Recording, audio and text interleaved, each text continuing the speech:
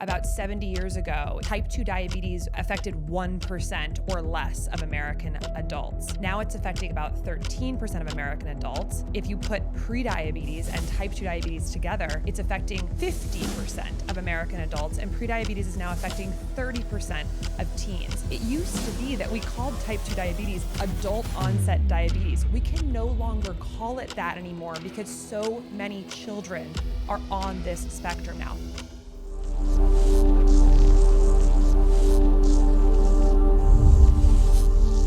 Casey means welcome to the NEURO experience. I'm so happy to be here, Louisa. So you're a veteran on the podcast. Second time. When we first spoke, you introduced us to the world of metabolic health. I remember it was actually during COVID. So I was back home in Australia. You were obviously in America, and you taught me everything that I needed to know about metabolism. So currently in America, we have 6.5 million people with Alzheimer's disease. Worldwide, there's 50 million people with Alzheimer's disease. That number is set to triple. In my opinion, Alzheimer's disease is going to be the collapse of our economy.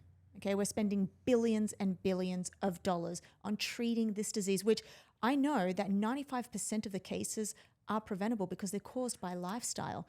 Do you think that metabolism or metabolic dysfunction has something to do with this?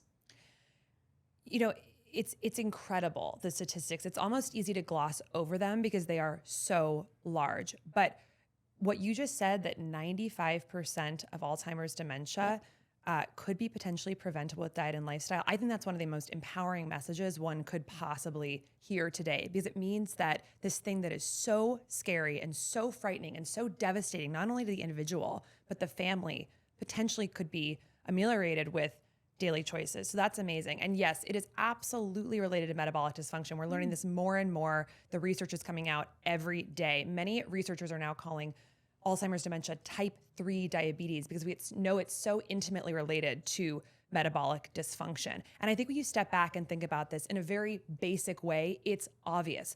The brain represents 2% of our body weight, but it uses 20% of the body's energy. Metabolism is how the body makes energy. If we are metabolically dysfunctional, therefore not producing cellular energy properly, what's going to get hardest?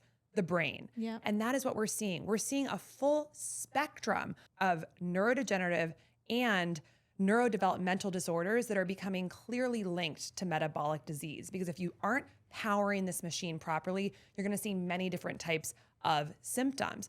So things all across the spectrum, from autism to certain behavioral issues like ADHD, to general brain fog, to Alzheimer's dementia, to other neurologic conditions like depression, anxiety, fibromyalgia, chronic pain, migraine. They all have strong links to metabolic dysfunction, which means that there's a lot of hope because there's something we can do about it, because our daily choices around diet and lifestyle is, of course, what primarily dictates our metabolic health. So when you're looking at a lot of these neurologic conditions, it's really key to think about foundationally, is my metabolic health optimized, and have that really be the base of the pyramid before thinking of any of the higher level interventions. And you, of course, have spoken with Dr. Chris Palmer about this concept, who wrote the incredible book, Brain Energy, which I recommend to anyone listening who is suffering from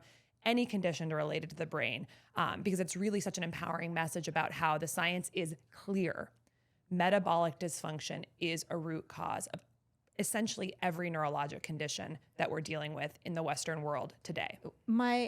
What I'm thinking here, and I don't like to play the blame game, but sometimes I always sit back and I ask and question how people end up in these situations when we have so much free education. We've got public education via podcasts, we've got newsletters, we've got access now to the internet, which is, through Wi-Fi, it's free. Is it education, or do you think this is more of a public health issue and I know you and I have spoken offline, and you introduced me to pesticides, saying, hey, Louisa, sometimes if you don't buy fresh fruit and vegetables, this is what's happening, in our local supermarkets. Do you think it's a public health issue, metabolic dysfunction, or do you think maybe it's an education issue where we all need to be educated on what it means to get more energy into our cells? It's such a great question. because we know we have this monumental problem. We have 93% of American adults dealing with metabolic dysfunction right now. And so that can seem like a crushing number, but you've got to really unpack what are all the different factors that are leading to that so we can work backwards and start to unravel it. Yeah. We got ourselves into this mess in about 50 years. We should be able to get ourselves out of it. We are 50? If you think about 70 years ago in about the 1950s, type 2 diabetes affected 1% or less of American adults. Now it's affecting about 13% of American adults. And if you put prediabetes and type 2 diabetes together, it's affecting 50% of American adults, and prediabetes is now affecting 30% of teens. It used to be that we called type 2 diabetes adult onset diabetes. We can no longer call it that anymore because so many children are on this spectrum now. 30% of teens with prediabetes. So yes, it is very recent how these things have just exponentially increased, but that can give us a lot of hope because we can recognize it. We can look at the root cause factors, which we can get into, and start unraveling. Just before I lose my train of thought, it's also, did you know that I think it's 30% of people aged 13 to 24 have high blood pressure? It's unbelievable. Isn't that insane? Like 13 to be on blood pressure medication. And we know that, I've spoken about hypertension and what high blood pressure does to the little tiny capillaries in the brain. They die off first. And essentially we then lose blood flow, oxygen, nutrients that go to different areas of the brain. I don't understand how this is affecting the younger generation. Yeah. Well, the reasons why it's affecting the younger generation really get at the question that you asked, which is like, what has gotten us here? And the reality is that over the past 50 to 100 years, we've now put the American body in a toxic stew of environmental triggers that are essentially breaking our cells. They are breaking our metabolic machinery, specifically our mitochondria, so that we are no longer able to make energy, to power our lives, to animate our lives in an efficient way. This is metabolic dysfunction. This is the root cause of most of the chronic conditions we're facing today. So when you unpack what is that toxic stew that both children and adults are living in, it's really it's many, many different vectors. It's of course our ultra processed, highly refined industrial diet, foods that the human body never saw 50, 100 years ago. We're now eating 70% of our calories from ultra processed calories, which are made in a factory. Like sugary foods, beverages. Our entire food system is based on basically three things today. Again, things that the human body did not experience 100 years ago: ultra refined sugar, ultra refined grains, and industrially processed seed oils. If you go to the grocery store and you walk down the aisles and you flip to the ingredients section of the bottle or the box, you're going to see one of those three ingredients, or likely all three of them. Any cereal, any kid's cereal, you're going to likely see those three ingredients. It's truly the basis of our food system. So that's just one of the vectors that has become so prevalent that is absolutely crushing our metabolic machinery. And if you think about a child, first of all, a child's eating more of their calories as a percentage of their total diet from these foods. It's about 68% of total calories for kids are coming from ultra-processed foods and 60% for adults, and their bodies are so much smaller. So you've got these chemicals and these processed ingredients that are overwhelming their metabolic machinery. Okay, so let's just focus in on canola oil, seed oils.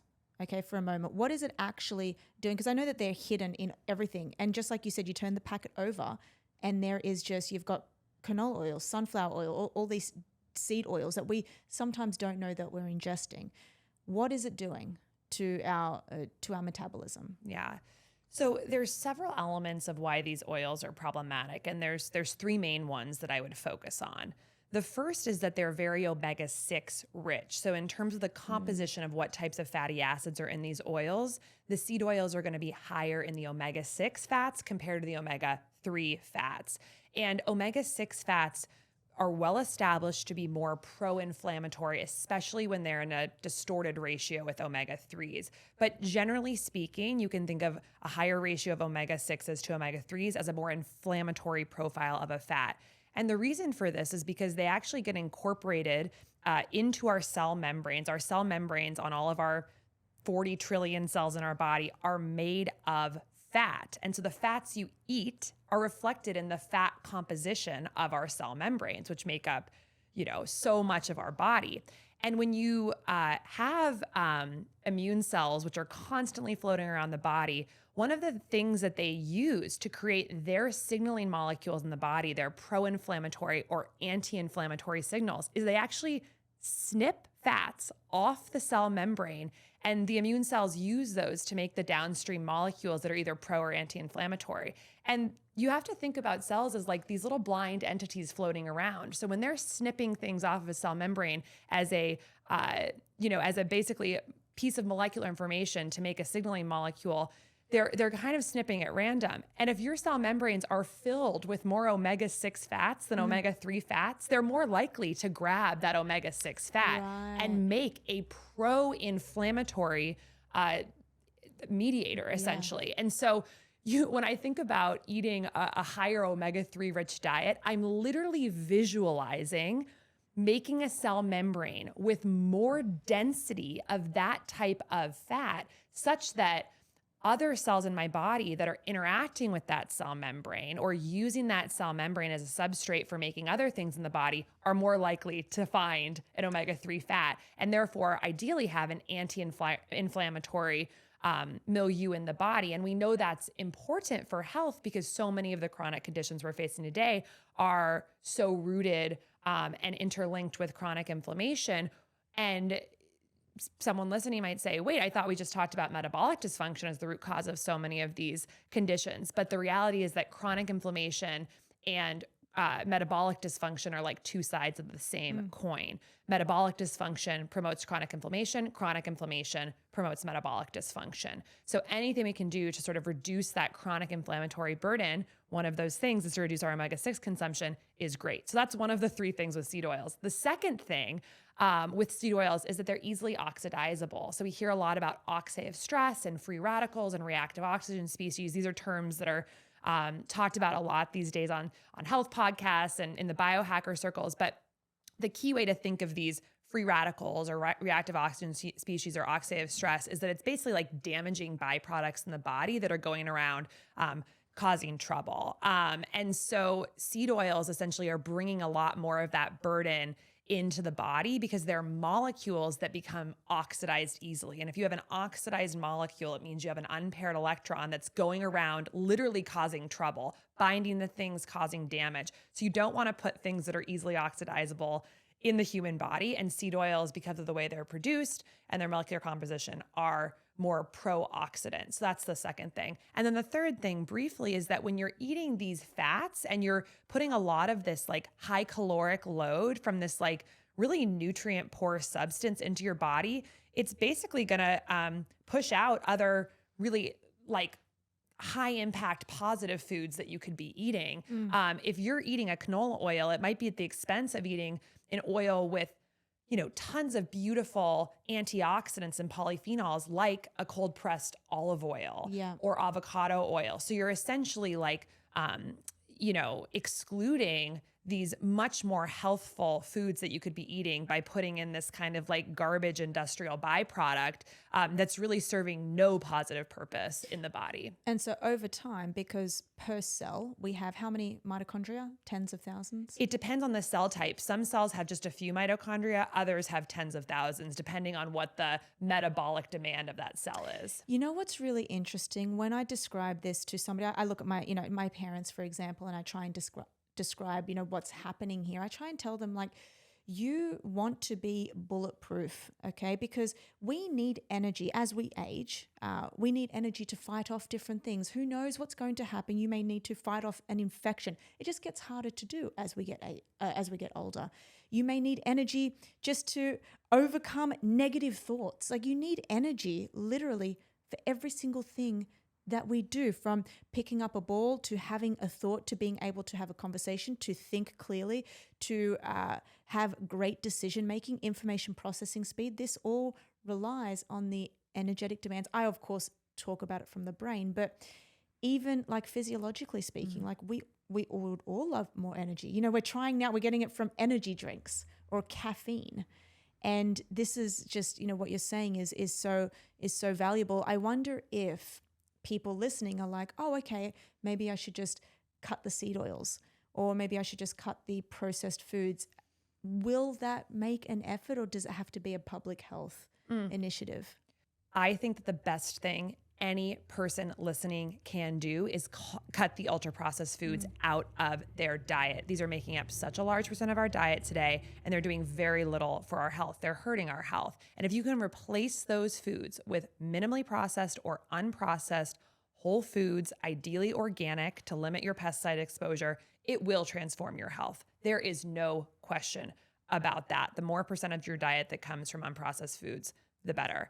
And I think that, unfortunately, from the public health standpoint, this is very challenging because we live in a society right now where we have farm bills, which are, the government spends over $30 billion on these farm bill subsidies, which basically make certain crops cheaper than others. And right now we're subsidizing several commodity crops, which are turned into these processed foods. So things like corn and soy and wheat. And a lot of these foods are the basis of these industrially processed foods that go into packaged and processed foods that are basically decimating American health. And so from public policy standpoint, one of the best things we could do is to subsidize healthful, health promoting foods and limit the subsidies on these foods that are causing so much harm to metabolic health. Why are they doing that in the first place? Is it just cheaper? So there's a long history to it dating back many, many decades. But, you know, farmers have a, you know, really tough time. There's lots of insecurity around, you know, each year, each harvest based on weather and demand and all sorts of things, environmental issues like pests and whatnot. And so a lot of this was well-intentioned. The government wanted to essentially create subsidies for farmers so there was a little bit more security around what can be a very sort of unstable industry. And so unfortunately, the way that has scaled and sort of been co-opted in many ways by ag and industry is that we're now funneling a lot of those funds towards just very specific crops that are, we think of them as very efficient crops because we know how to grow them in sort of these large industrial capacities, but we've really lost our way. And I think there's a real reckoning happening. I think in the agricultural world, you're hearing a lot about regenerative agriculture and this move away from this industrial monocropping agriculture system, because we're realizing that these crops that we have grown and to make so efficient and in our monocrop system, they're actually the ones that are really hurting American health, but also hurting soil health. And if we actually move towards a bit more of what we might consider a traditional system of farming that actually involves a lot more diversity of crops, crop rotation, cover crops, using animals on the land as part of the ecosystem, it actually is much more healthful for human health, but also for more resilient soil. And so there's a big movement. There's lots of leaders in this field like Mark Hyman and Zach Bush, some politicians like Tim Ryan and Cory Booker, who are pushing for us to really rethink industrial agriculture towards a more regenerative system, which is both better for the environment, but also better for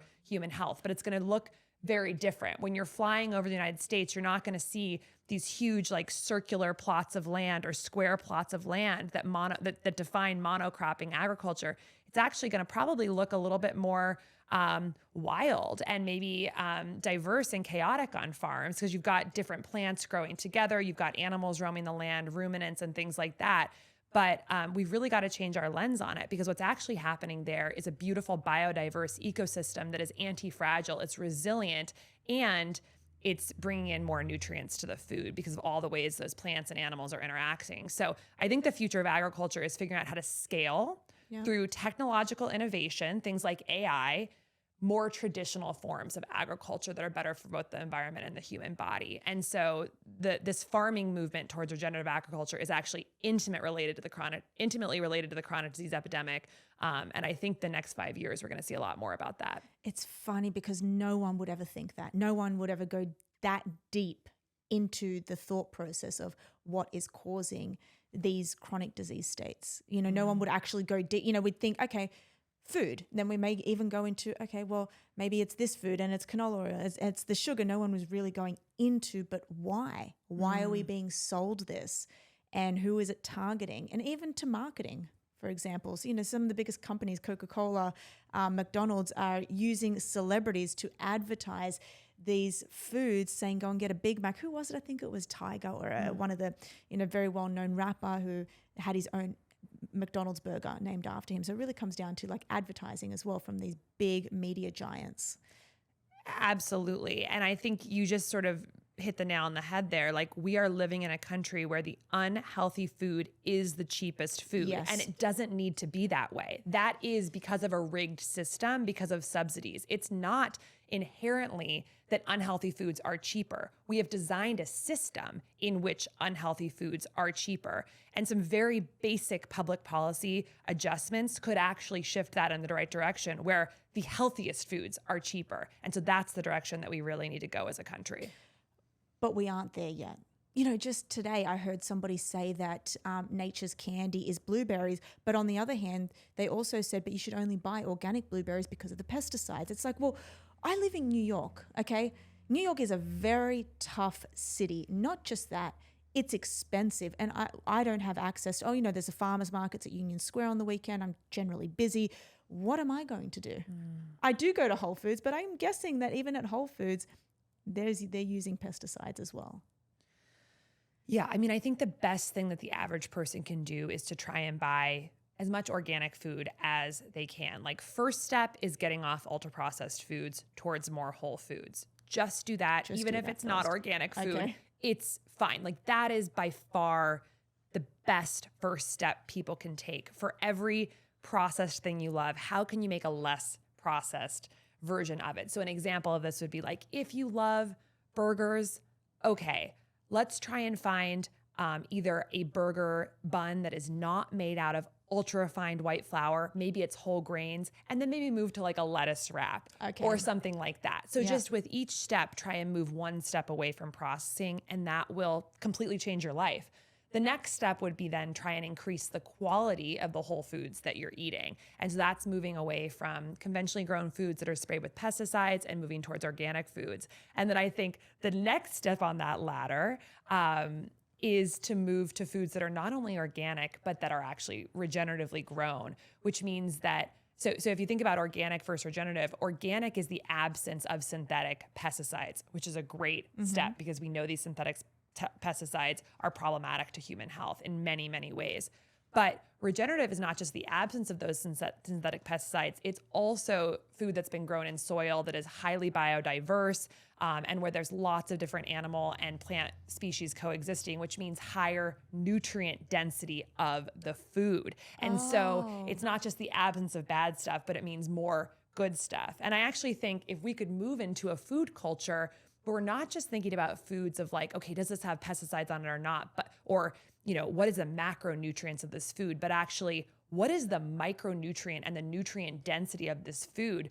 We actually might find that some of the foods that seem more expensive actually are a good value, because if you're looking at, like, for instance, omega-3 content per egg, you might be getting 2 to 3 times the omega-3 content in a food, in an egg that is grown from a chicken that was grown on a regenerative farm compared to a conventional farm. And so probably if we looked at things as price per nutrient, we'd actually be doing better with some of these more sustainably grown foods. So that's a whole nother conversation. But I think, first step, move away from processed foods. Second step, try and buy organic foods. And then third step, if you can, is actually get to know farmers in your local neighborhood through farmers markets what you do. CSAs, community-sponsored agriculture boxes, and really find out how the food is being grown. And I think that process can be really fun because you can really transform your relationship with food and start to understand the people and the ecosystems that go into what is ultimately building your body, which is pretty cool. Yeah. I'm so happy that you said regenerative, because I've been seeing so many people like in my space on Instagram saying I'm eating meat from regenerative, it's regenerative farmed or regenerative meat. And I'm like, what does that actually mean? So that's actually better than organic. I love that. Well, not better, but like it is non-pesticides, none of that, but also grown in great soil. Yeah, it's significantly better than organic. Yeah. Okay. Because of nutrient density. Polyphenols, antioxidants, micronutrients, omega-3s, many scientific studies that have shown that if the food is grown in better soil, it's going to be better for your health. And just one example to kind of wrap that up is that you could be eating organic meat, which means that the cow that you're eating was fed food that was not sprayed with pesticides. That's great. But that cow may have been still eating an entirely corn and soy diet, which means that cow is essentially eating a diet that's making it metabolically dysfunctional and inflamed and not a great diet for the cow. And that's all going to be transferred right onto you. So it may be an organic piece of meat, but that doesn't really say anything about its nutrient composition versus a pasture-raised, grass-fed, regeneratively raised cow is going to be organic, but also that cow had a totally different diet that is then going to put way more omega-3s in its body, way more antioxidant potential. We don't even think about meat as having things like polyphenols or antioxidants. We usually associate those with plants, but actually if you're drinking milk from a pasture-raised, regeneratively raised cow, you actually are getting some of those nutrients because they're eating so much high-quality plant food. So yes, so it's just unequivocal to say that regenerative is going to be better in terms of health than organic. Oh my God, that's just changed my life. Okay. We've understood food. So we were going down this path of metabolic dysfunction and we've focused on food. What else are we doing apart from food that may be causing our cells and our mitochondria to become dysfunctional? Yeah.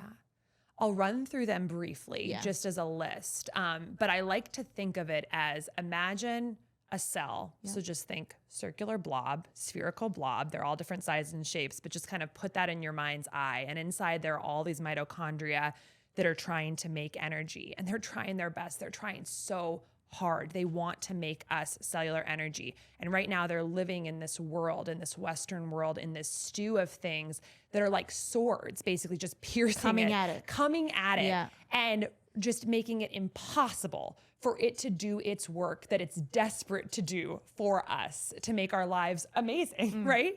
Energetic and animated and all these things. And so those swords, those vectors that are essentially hurting that cell are ultra-processed food, lack of sleep, so chronic sleep deprivation, chronic stress, chronic low-grade stress, and in that you'd also include things like childhood trauma and adverse childhood events, sedentary behavior. So of course we're sitting too much, which reduces the stimulus to tell our mitochondria to do what they need to do. So you've got food, sleep, exercise, and stress, 4 key pillars.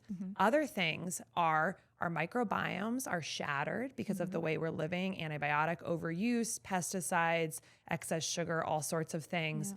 Our light exposure. So right now our light exposure is so different than it used to be. We're indoors all day, not seeing the sunlight, and then we're seeing all this artificial blue light at night. So basically flipped from everything it should have been, which is dark at night and natural light during the day.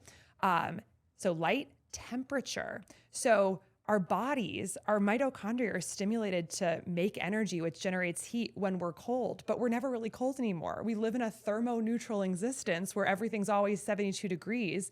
This is a totally modern phenomenon. So thermoneutrality is actually a factor that's hurting our metabolic health. And then the last one I would mention is toxins. So this is the 80,000 plus synthetic chemicals that have been added to our food, water, and air and personal care products and home products over the past, again, 50 to 100 years, many of which has never been studied for safety, and which are absolutely affecting us. So those are 8 sort of controllable diet and lifestyle things I think about. And then there are a few others like medications that we're using. Many medications can hurt our mitochondrial and metabolic health.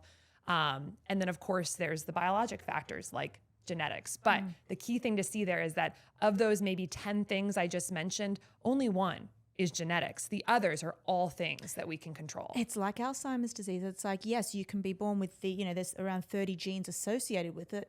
Only 3 or 4 of them are, predetermined, like destined to get it. But then the rest are like risk genes, even ApoE4, risk genes. Yeah. You can turn it on, you can turn it off. I loved what you said when you were talking, obviously, you said sleep deprivation. We speak a lot about sleep.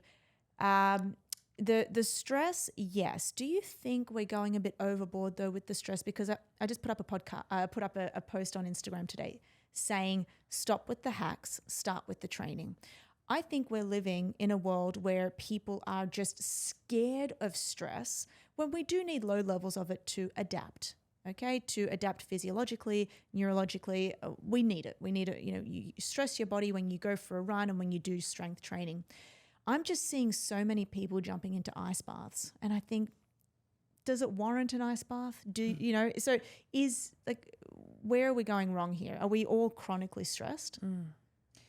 This is the way I look at it, which is that ultimately the body does its best work when it generally believes that it is in a safe environment, that this is a safe world and a safe place, and it can basically devote most of its energy and resources towards thriving.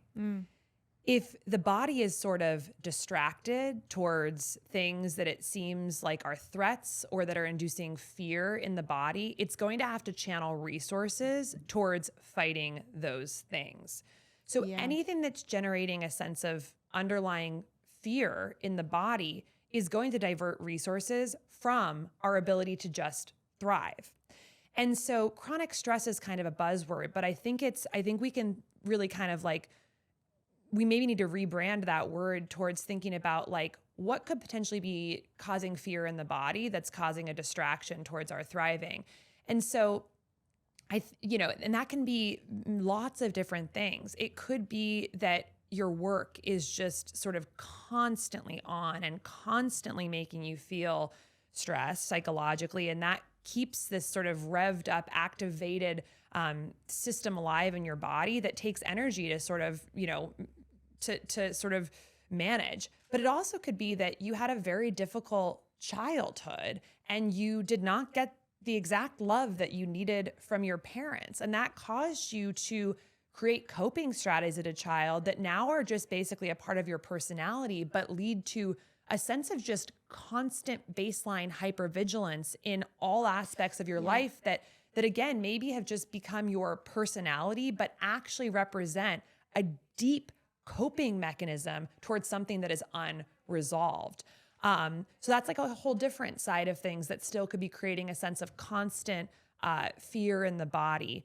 And then there's sort of this whole new ecosystem that I think we're seeing around media and, media, the news, social media, which is so unfortunate, which is essentially that their business models are such that they're trying to generate as many views, clicks, eyeballs, hours watched as possible. And they know that if they put out something that is fear inducing, they're gonna get more viewership. During COVID, there was this famous undercover video that went viral from someone very senior at CNN who was caught saying, if it bleeds, it leads. Yes. Meaning that if something is scary and fear inducing, it will lead the segment because it brings in viewers. So now this evolutionary biology drive for us to understand what the threats are around us and learn about them is now being weaponized against us to create a media environment that is unnecessarily fear-inducing. I mean, the reality is that we're living in one of the safest times in human history, and yet most people think that this is one of the most dangerous times in human history. So there's all these different things. There's just kind of chronic low-grade lifestyle stress, work, family, et cetera, things that are kind of happening right now in our environment. There's childhood trauma and sort of the more longer-term traumatic events that may be living in our bodies and kind of constantly exerting their effects on us in ways that we may not even recognize. And then there's the whole sort of media environment that's actually trying to make us fearful. And when I think about chronic inflammation, which again, we know is tied so deeply to metabolic dysfunction and pretty much every chronic disease that we're facing today. Cardiovascular disease, Alzheimer's disease, Heart disease, stroke. every everything. disease that metabolic dysfunction is a root cause of has some relationship with chronic inflammation as well, Okay. because they are mechanisms that are inextricably linked. For instance, if you have chronic inflammation in the body, we know it actually blocks insulin receptor signaling from working properly. So it's inextricably linked. And when you step back for a second and think, what is chronic inflammation in the body? Chronic inflammation is biochemical fear. It is the body saying there is a threat and I am going to mount a response to this threat. And it's essentially on this cellular level, it is fear. And so chronic fear, chronic inflammation, what we need to each do in our own lives is like throw out this term chronic stress and actually just take stock of what is going on in my life, current, past, future, because anxiety is basically future fear, right? And what are the different things in my life that might be causing my body to not feel safe, and unpack them like your life depends on it, because it does. We need to feel fundamentally safe for our entire body to be able to work as efficiently as possibly towards our maximal thriving. And one thing I think about a lot is that like, there's all those different things we talked about around fear and stress, but one of the biggest fears that we rarely talk about in the Western world is like the fact that we are all going to die, right? Like mortality is this sort of overarching looming fear that's sort of the umbrella above all other fears. And so I think there's actually a huge role for people going super deep into examining their relationship with death, their feelings about death, have curiosity about death. What does it mean? You know, go down that spiritual, transcendent, whatever path needs to be to really make sure that you are addressing it. And it's not just like this looming demon that's constantly exerting a fear signal on your body. And I think so many other traditions, Native American, Eastern traditions, Buddhism, many major religions, and especially Eastern traditions, examining and thinking about and having frameworks for death is just built into the culture. But the Western world doesn't. We are deathly afraid of death, and we don't talk about it. We don't explore it. And I believe actually that people need to go down that journey themselves to understand their relationship with that biggest fear, the big F fear, make peace with it, have a framework for it, if they truly want to be as healthy as they can possibly be in their lifetime, because ultimately you need psychological freedom and a sense of true, deep existential safety, I think, to be as healthy as possible. Jesus, that's so powerful. So do you think that there is a statistic that shows that, trauma, like is there a statistic or is there, anything, any journal article that looks at trauma leading to all-cause mortality, for example? Oh, absolutely. Yeah. There is a lot Not of from self-harm, or depression, more so, chronic. So if you have, and I don't know the exact numbers off the top of my head, but essentially adverse childhood events. This is a term that's an acronym called ACEs.